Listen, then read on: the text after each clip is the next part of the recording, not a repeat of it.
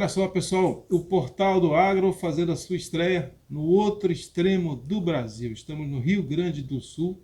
Eu estou na FARSUL, a Federação de Agricultura do Rio Grande do Sul, ao lado do presidente da entidade, o presidente Gedeão Pereira, que nos honra nos recebendo aqui em Porto Alegre. Presidente, muito obrigado por receber. Seja bem-vindo ao Portal do Agro, que tem como slogan agronegócio na Amazônia. Mas a partir dessa estada conosco aqui com o senhor, agronegócio no Brasil, literalmente do Oiapoque ao Chuí. Que bacana, que proposta de integração interessante. Muito obrigado por me receber. Olha, Kleber, é um prazer muito grande te receber lá do Amapá, do longínquo Amapá. Realmente atravessar um continente, porque o Brasil é um país continental, que temos muito orgulho dele, da situação dele, principalmente da agricultura dele. E eu acho que é muito interessante tu vires do estado do Amapá, lá do nosso colega Iraçu, que é presidente da Federação do Estado do Amapá, atravessar o país e chegar aqui no nosso estado do Rio Grande, o berço, capital dos gaúchos, né? E eu também diria que talvez aqui seja o berço da agricultura brasileira. Ah, sem dúvida. O quão representativa é essa nossa vinda aqui para a gente, realmente? Porque é fazer o caminho inverso, né? Eu dizia que o senhor aqui em off, né? A gente chega a 2013, o Amapá acaba tendo essa denominação de ser a última fronteira agrícola do país, quando a agricultura de escala chega ao nosso estado e os seus compatriotas aí, os seus conterrâneos gaúchos foram levando, fugindo do sul, eu diria, fugindo do frio, eu diria. Não, eu diria não. Porque, na realidade, e vou te contestar também que o Amapá seja a última fronteira agrícola do país, porque aqui o estado do Rio Grande do Sul também tem fronteira agrícola. A metade sul do Rio Grande, aonde tu acabaste de vir, segundo o teu relato, vieste de Pelotas. Pelotas. Toda essa região da metade sul do Rio Grande do Sul é uma nova fronteira agrícola brasileira, porque era uma região, para nós aqui, exclusivamente de arroz irrigado e pecuária de corte, e de repente também chegou fortemente a entrada da soja, está chegando agora o milho e está chegando também fortemente o trigo. Então é uma nova fronteira agrícola. Então o Brasil também não se esgota com as suas fronteiras agrícolas. Eu diria que sim, todo o Mato Piba tem muita área de fronteira agrícola de passagem, que é o Maranhão, Tocantins, Piauí e Bahia, né? O próprio Mato Grosso, que hoje é o grande estado agrícola brasileiro, ainda tem fronteira agrícola, Mato Grosso do Sul. O Brasil é inesgotável praticamente. O que realmente nos preocupa e muito é a condução deste processo perante as exigências, novas exigências ambientais a partir do Código Florestal, que eu diria que já exige, inclusive, reforma, porque ele acho que está bastante descontextualizado, embora tenhamos muitas pressões internacionais a respeito das questões amazônicas, que é onde o estado do Amapá está inserido. Mas eu te colocaria que, na realidade, os gaúchos que saíram do Rio Grande do Sul até saíram por uma questão de aperto de área, porque, via de regra, são gaúchos da metade norte do estado, não os da metade sul. Que num dado momento da história subiram pelo Brasil afora, muitos deram certo, como muitos deram errado e voltaram, mas os que deram certo realmente expandiram e levaram a agricultura brasileira ao patamar que está hoje. Porque, na realidade, eu tenho, através da nossa CNA, que é a Confederação Nacional da Agricultura e Pecuária do Brasil, que é a nossa sede maior em Brasília, e pelo fato de estar de diretor de mercado internacional da área, isto tem me oportunizado a visitar diversos estados agrícolas brasileiros, notadamente comissões estrangeiras, para desmitificar este processo ambiental que hoje está em voga no mundo inteiro, principalmente, e no mundo inteiro não, a partir da Europa, nem é tanto do mundo inteiro, porque hoje nós temos dois grandes blocos, um bloco asiático e um bloco europeu. O bloco europeu exigente em questões ambientais e o bloco asiático, que é muito superior, muito maior, de passagem, são 5 bilhões de pessoas preocupadas com segurança alimentar. Então, temos coisas muito diferentes hoje neste cenário internacional. Mas a gauchada saiu daqui e foi, quando eu tenho visitado estes estados, eu tenho encontrado que realmente o forte da agricultura brasileira está na mão do povo gaúcho. Muito. E eu achei interessante essa sua reflexão de que esse Brasil não se esgota, né? Falava também em off aqui com ele, pessoal, de como que esses produtores dessa potência que é o Mato Grosso começaram de repente a olhar para o norte também. Não só escoar a produção deles por Santos e Paranaguá, mas ir para os portos do norte. A Amapá está experimentando isso agora. É uma realidade que começa a se descortinar, essas possibilidades, esse modal de transporte, a partir do que as balsas graneleiras conseguem levar para os portos do norte. A Amapá tem uma posição geográfica privilegiada com o seu porto, por estar muito mais próximo de países consumidores. Sem dúvida nenhuma. E o nosso país, Kleber, é um continente. E por isso mesmo, por ser um continente, ter um produtor rural altamente qualificado, que usa tecnologia de ponta e que está fazendo produtividades, inclusive 2 safras e até 3 safras por ano, principalmente no Brasil Central, carece bastante de logística, diz passagem. E este mesmo avanço que está acontecendo, avanço de logística no Brasil Central, principalmente no Mato Grosso, e nós observamos, por exemplo, hoje o Mato Grosso com 3 opções, todas elas exportadoras pelo Arco Norte, saindo pelo Rio Madeira de Barcaças, saindo pela 163 ao Porto de Miritituba e ainda a ferrovia Rondonópolis-Santos. Isto fez com que nós tivéssemos... Essa é a Ferrogrão?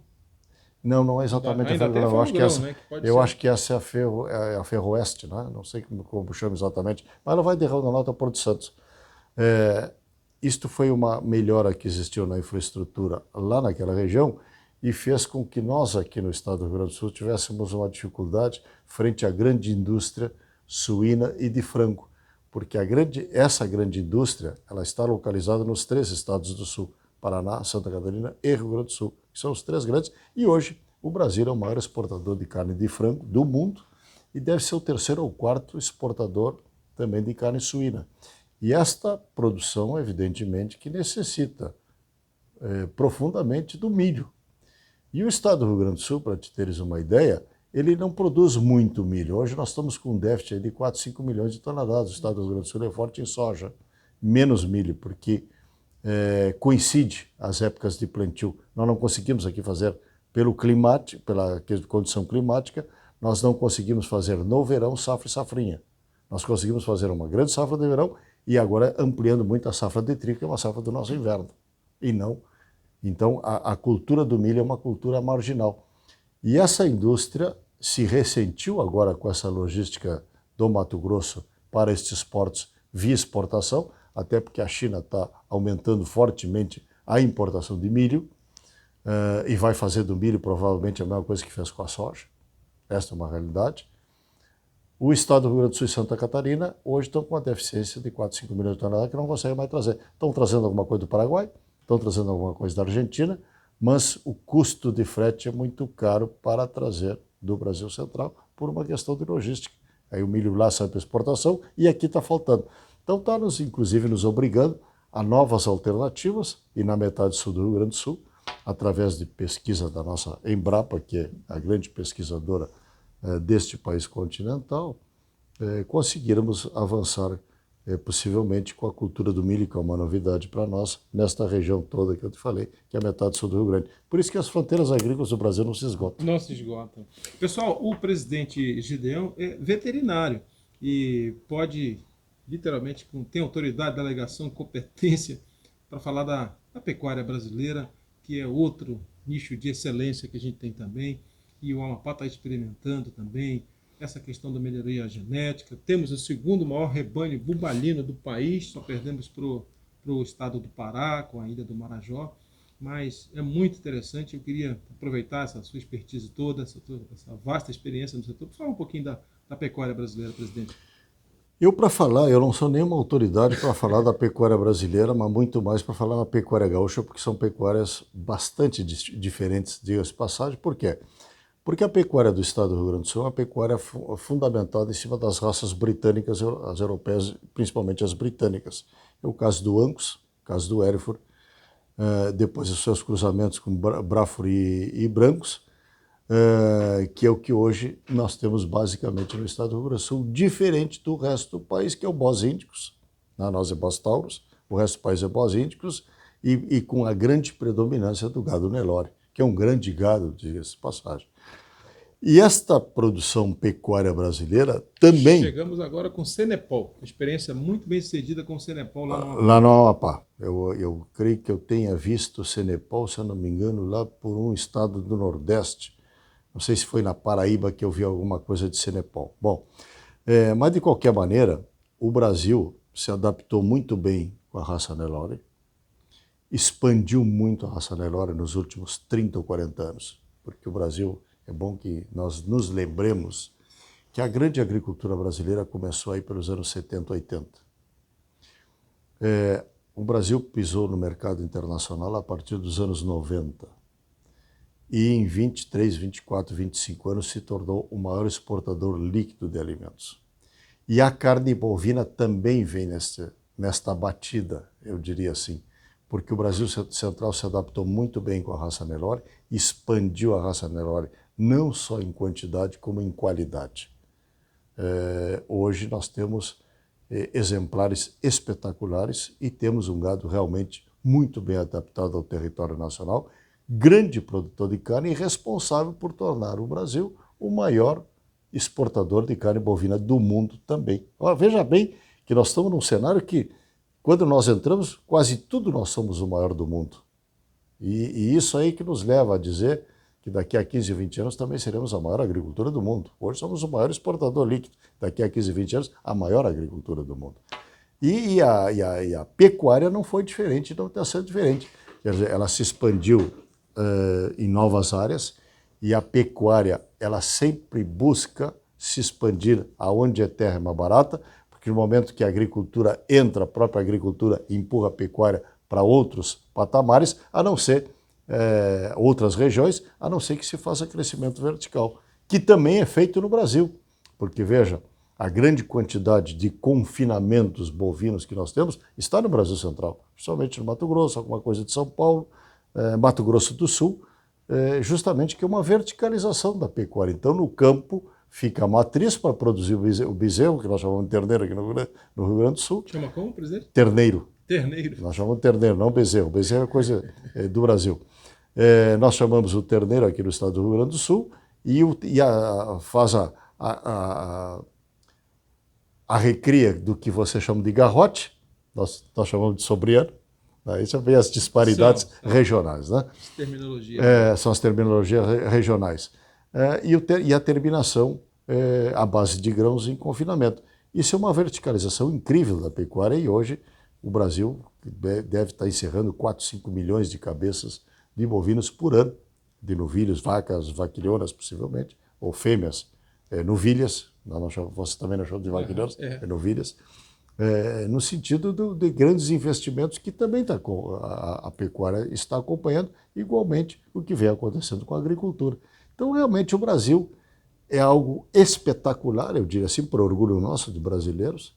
É a epopeia de um povo que ainda não foi escrita nos livros, um dia será, porque isso tudo aconteceu em 25, 30, 40 anos no máximo. Uma revolução. E hoje, se nós olharmos para o cenário mundial, o mundo tem a expectativa de que a solução de alimentar, principalmente a Ásia, está aqui nessa região e principalmente nesse país continental, independente de usar ou não a Amazônia. Exatamente.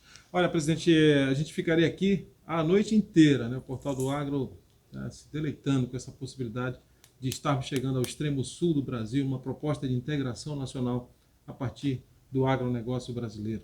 De norte a sul do país, literalmente, o agricultor brasileiro, o pesquisador brasileiro, todo mundo que pensa o agro. Aliás, aquela campanha publicitária, ela diz tudo. O agro é tudo nesse Brasil. As pessoas não têm noção do quão presente está o agro no dia a dia do brasileiro. O Brasil é agro. Esta é a nossa realidade. E poucas pessoas neste país continental têm tido a oportunidade de conhecer o Brasil por dentro. Não nas capitais. É muito fácil conhecer as capitais brasileiras, mas o interior não. E cada vez que nós saímos para qualquer lado deste país, nós nos surpreendemos realmente com a qualidade daquilo que nós estamos fazendo. Mas, Kleber, eu acho que temos essa questão muito preocupante, que é a questão amazônica. O Amapá está no Amazonas. O Amazonas é mais ou menos 60% desse continente. E hoje, o mundo inteiro, com essas questões climáticas, sequestro de carbono, seja lá o que for, está com foco muito forte em cima da Amazônia. E nós não, evidentemente que nós não podemos nem devemos sequer pensar em perder qualquer tipo de soberania sobre a Amazônia. Afinal de contas, nós somos um país continental e soberano. E nós temos que resolver as questões amazônicas para que possa deslanchar o progresso agrícola, inclusive nesta região, porque a Amazônia ela é tão grande e ela tem 25 milhões de pessoas. 25 milhões de pessoas que temos que resolver. Ou seja, não é o caso de chegarmos lá e, por questões ambientais, encolhermos o tamanho da agricultura, principalmente porque é uma região que tem uma logística quase que perfeita. Porque quem é que tem o rio Amazonas no mundo, né? Quem é que tem essa quantidade de água doce no mundo? Quem é que tem essa quantidade de energia solar? De energia solar, né? Em cima. Quer dizer, é uma região que a humanidade tem que pensar muito bem, o Brasil tem que pensar muito bem.